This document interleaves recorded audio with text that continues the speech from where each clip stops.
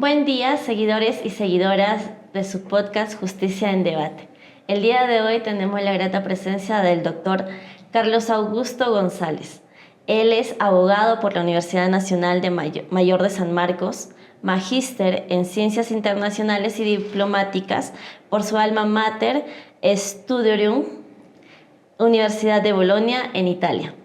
Es becario de la Unión Europea, profesor del Derecho Comparado y Sistemas Jurídicos del Mundo en la Facultad de Derechos y Ciencias Políticas de la Universidad Nacional Mayor de San Marcos.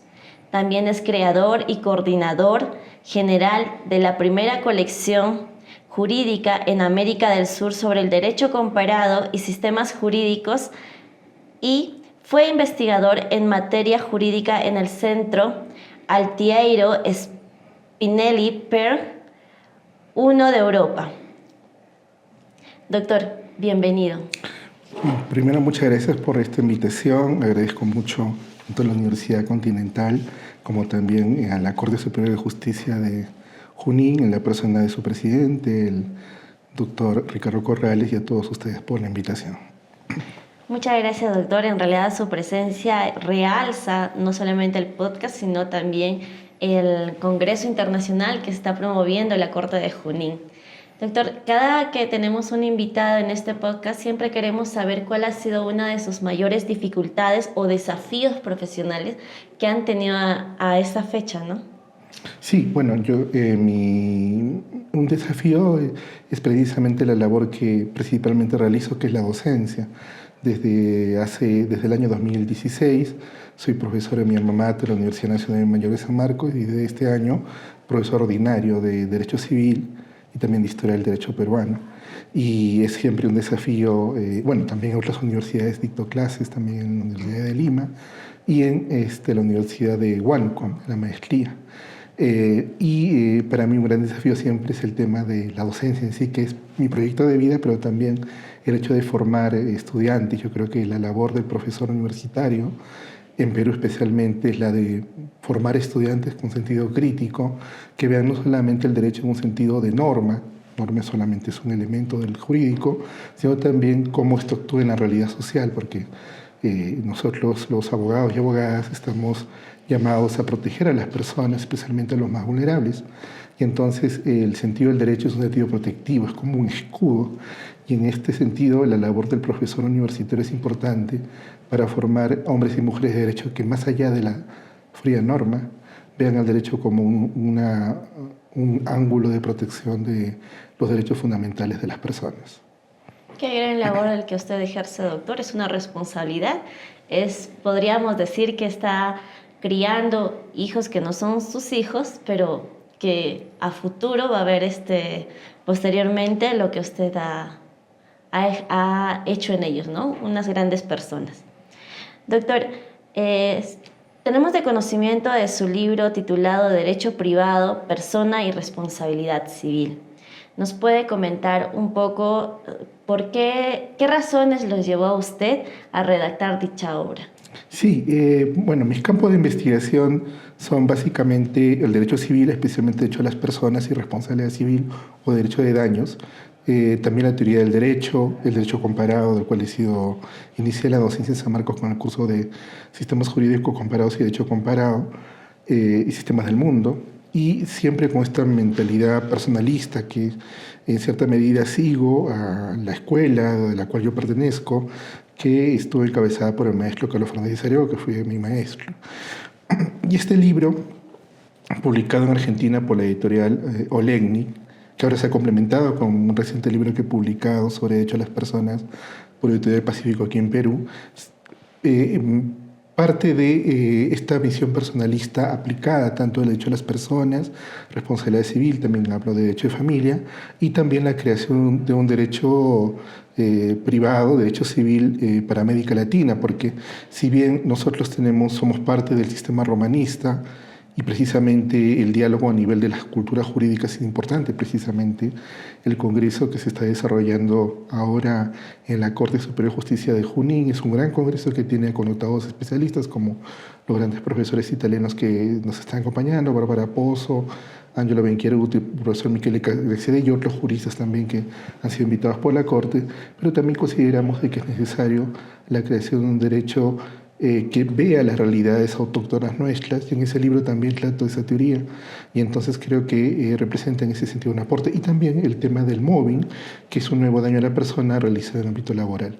Así que el libro tiene una identidad propia, porque trata de, si bien en un diálogo comparatista, crear una propia identidad respecto a la tutela de la persona, a los derechos de daños, también al derecho de familia, y la creación de un derecho privado para nuestra América Latina.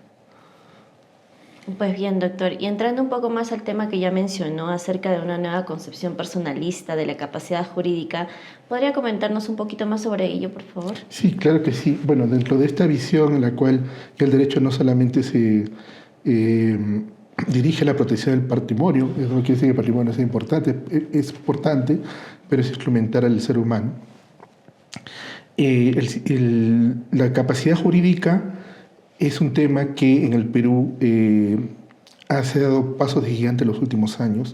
Si bien el doctor Carlos Fernández Arego, que fue el padre del Código Civil y autor del libro de personas, quiso plantear en el Código Civil del 84 una fórmula más amplia de la capacidad que no fue aceptada, pero no obstante, él fue por muchos años, casi por 30 años, la voz que planteaba una reforma al tema de capacidad, y como dicen que la historia pues, nos da siempre revanchas, en el año 2006 la ONU emitió la Convención Internacional de Personas con Discapacidad, que básicamente coincide con muchas ideas del maestro Fernández Arego, como por ejemplo que no existen personas incapaces, todos son capaces, y pasar de un modelo médico, modelo paternalista, modelo social, en la cual la persona con discapacidad no sea visto como un disminuido, ¿no?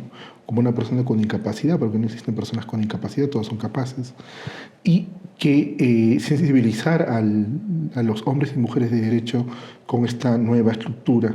Nosotros en Perú suscribimos esta convención, con lo cual nos obligaba a actualizar nuestro Código Civil, y si bien hubo un esfuerzo en el año 2015, 14-15, con una famosa comisión CEDIS en el Congreso, pero que lamentablemente no llegó a una norma expresa, y fue recién el año 2018, con el decreto legislativo 384 del 4 de septiembre de 2018, en que se recoge los principios de la Convención de la ONU de Naciones Unidas, trayendo entre otras cosas, por ejemplo, la figura de los apoyos y salvaguardas. Esto es un tema muy importante, incluso si bien hubo una resistencia por parte de los civilistas, yo le digo la rama más tradicional del derecho civil, no obstante ahora, con mucha satisfacción, veo de que esto ya ha retrocedido y se ha aceptado, ¿no? En el libro que usted menciona, hay un artículo que escribí en el año 2018 sobre esto, invocando de que más allá de los errores que puede tener toda la norma, que es normal, la labor de los jueces, precisamente, que ayer fue labor de los jueces, ha sido muy importante para integrar precisamente esos vacíos o errores de la norma del decreto legislativo 384 para ofrecer una tutela amplia para los derechos de las personas con discapacidad. Por eso que yo digo que si bien a nivel doctrinario el parle de los derechos de las personas es mi maestro Fernández Arego, los otros parles son los jueces, porque en diversas sentencias, tanto en materia de capacidad, en materia de derecho a la identidad personal o en materia de daños a la persona, la labor de los jueces ha sido increíble, muy importante. Agradezco su respuesta, doctor. Y como ya mencionó esa pequeña línea del tiempo, ¿cómo cree usted que ha ido evolucionando nuestro derecho en la sociedad? Bien, el derecho es una rama muy antigua. Tiene orígenes en el derecho romano, incluso antes del derecho romano, y se caracteriza por su tradición. Los juristas son bastante, no diría reaccionarios, sería un exceso, pero sin conservadores. Pero en el último siglo, en el siglo XX, siglo que un gran historiador, Erich Hobsbawm, lo denominaba como siglo breve, a pesar de que ocurrieron cambios muy notables, ¿no? Los terribles 2 guerras mundiales, y a partir de eso la conciencia de que el ser humano tiene una dignidad, y que fue plasmada en las grandes constituciones como la Constitución alemana, la Ley de Bonn del año 49, la italiana en el año 47-48, la española en el año 78 y la peruana en el año 79, se ha pasado de un personalismo, de un patrimonialismo a un personalismo. Esto es muy importante porque cambia la visión. Los derechos de la persona, materia en la cual es mi materia, una de mis materias de estudio, se refleja eso, porque los códigos civiles, por ejemplo, eran códigos patrimonialistas, son los grandes códigos, el código francés, el código alemán y el código italiano, precisamente tenemos acá grandes representantes y estudiosos de Italia, no obstante sus bondades técnicas, son códigos que tienen una mentalidad patrimonialista, pero a partir del constitucionalismo y la revaloración de derechos humanos, ¿no? Recordemos que después de la Segunda Guerra Mundial, en el año 48, se da la Declaración Universal de Derechos Humanos. Eso ha hecho viral que el derecho civil también tiene que ser visto a partir de dos lentes, el derecho constitucional moderno y los derechos humanos, ¿no? A tal punto que en nuestro mismo ordenamiento jurídico, si bien la norma que está en la punta de la pirámide normativa o pirámide de Kelsen, es la Constitución, pero junto a ella están también los tratados internacionales de derechos humanos. Entonces, se ha producido lo que ahora se llama el derecho civil constitucionalizado, que también es una escuela italiana que representa a un profesor importante, Pietro Perlingieri. Y esto yo creo que es el cambio más importante que se ha dado, al menos en derecho privado. En realidad podríamos hacer extensivo las ramas del derecho, de un derecho más humanizado, un derecho que más vea los derechos de las personas, un derecho que considere el patrimonio como instrumental y además, al fin de cuentas, el derecho se ha creado para proteger a los seres humanos. Ese es su fin importante y fundamental. Y creo de que los hombres y mujeres de derecho que se forman en las universidades tienen que tener una formación humanista y personalista que les permita sensibilizarse precisamente al reconocimiento de los derechos del ser humano y los nuevos derechos, si no veamos, por ejemplo, incluso el tema del derecho al Internet y ahora con la inteligencia artificial, ya que tenemos una ley y un proyecto de reglamento que esperemos que también salga pronto. Gracias por su respuesta, doctor. Y pues como ya es de conocimiento, usted es uno de los ponentes de este Congreso Internacional organizado por la Corte de Junín. Su tema a tratar, doctor, es daño a la persona, aporte de la jurisprudencia peruana. ¿Qué nos podría hacer un breve resumen de lo que ya vamos a posteriormente escuchar su ponencia? Sí, el daño a la persona es una categoría que nace en el derecho italiano, pero el gran problema que hay allí hasta ahora es que el Código Italiano del año 42. Y si bien las diversas escuelas italianas, cuyos representantes muy importantes tenemos ahora también en el Congreso, han tratado de crear, de expandir esta figura que solamente antes se reconocía ciertos daños, por ejemplo, el daño moral. Ahora se han reconocido voces como el daño biológico, daño a la salud, daño existencial, que son parte del daño a la persona. En el caso peruano, gracias a la obra del padre del daño a la persona en el Perú, nuevamente el profesor Fernández Cesarego, en el Código Civil 84, en el artículo 1985, lo tenemos reconocido como voz expresa de daño reparable en la llamada sede extracontractual. Y esta es una voz que es amplia, es la primera vez, hasta donde yo tengo mi memoria, tenemos conocimiento, que en un código se reconoce esta voz de daño. Y esto ha logrado, por ejemplo, que muchas sentencias de jueces, tanto de la Corte Suprema como jueces superiores, jueces de primera instancia y en el Tribunal Constitucional, se han reconocido las diversas voces de daño a la persona. Yo creo que esto es un cambio trascendental y un cambio paradigmático en el derecho peruano.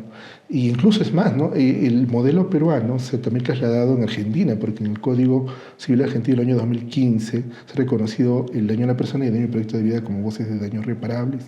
Y también en otros países, por ejemplo, el daño al proyecto de vida, una creación también del profesor Fernández Cesarego, ha sido reconocida en la Corte Interamericana de Derechos Humanos del año 98, en Colombia, en sentencias administrativas, en Brasil también y Argentina mismo. Entonces, hay allí el modelo peruano se ha exportado y que duda cabe representa seguramente el mayor aporte que se ha dado en el derecho peruano en los últimos 40 años.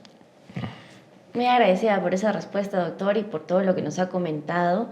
Y pues bien, hemos llegado al final de esta entrevista, agradeciéndole su participación, doctor, una vez más. Bienvenido. Muchísimas gracias. La Corte Superior de Justicia de Junín, agradeciendo por los convenios que tenemos con la Universidad Continental que nos permite llegar a ustedes con estas explicaciones breves, concisas, para su buen entendimiento. Pues bien, los invitamos a vernos todos los miércoles a las 6 de la tarde y seguirnos en nuestras páginas de Facebook, Twitter, TikTok.